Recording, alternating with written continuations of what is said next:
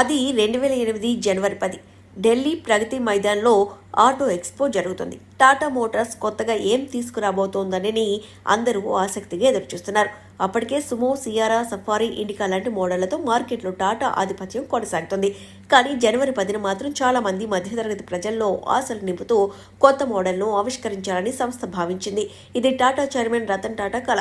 కేవలం లక్షకే మధ్యతరగతి ప్రజల కోసం ఒక మంచి కారును తీసుకురావాలని ఆయన ఎప్పటి నుంచో భావించారు. అయితే ఆయన కల నెరవేరుతుందా అని ఎంతో మంది ఆసక్తిగా ఎదురుచూస్తున్నారు.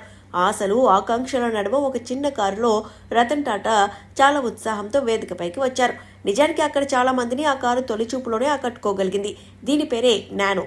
దీని ధర కూడా రతన్ టాటా చెప్పినట్టే ₹1,00,000 ప్రకటించారు. దీనిపై అప్పట్లో మీడియాలో విపరీతంగా చర్చ జరిగింది. ఆ వెంటనే తమ ఇంటిలోకి తొలి కారుగా నానోను ఆహ్వానించేందుకు చాలా మంది బుకింగ్లు చేసుకున్నారు. కొంతమంది ఇంట్లో కారు ఉన్నప్పటికీ నానోపై ఇష్టంతో బుకింగ్ చేశారు. అయితే బుకింగ్ నుంచి డెలివరీ మధ్య ఈ కారు చాలా మారింది. 1,00,000కు కారును మార్కెట్కు తీసుకురావడం అంత తేలిక కాదు. దీనికి ముందుగా ఒక మినీ ట్రక్ టాటా ఎస్ను తీసుకువచ్చారు.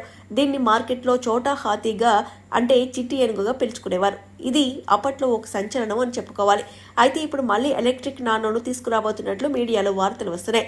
అయితే వీటిని టాటా గ్రూప్ ఖండించడం లేదు, మరోవైపు ధృవీకరించడం లేదు కూడా. 2010 జెనెవా మోటార్ షోలోనే నానో ఎలక్ట్రిక్ వేరియంట్ను టాటా మోటార్స్ ప్రదర్శనకు పెట్టింది. 160 కిలోమీటర్ల రేంజ్లో కేవలం 10 సెకండ్లలోనే 60 కిలోమీటర్ల గరిష్ట వేగాన్ని అందుకునేలా దీన్ని సిద్ధం చేసినట్లు తెలిపింది. అయితే ఇప్పటికి దాదాపు 13 ఏళ్లు గడిచాయి. గతేడాది తాజ్ హోటల్కు ఎలక్ట్రిక్ నానోలో వెళ్తూ రతన్ టాటా కనిపించారు. దీంతో మళ్లీ మార్కెట్లోకి ఎలక్ట్రిక్ నానో వస్తుందనే వార్తలు మొదలయ్యాయి. అలాగే ఈ కారు ధర 2 నుండి 3 లక్షలు ఉంటుందని వినికిడి.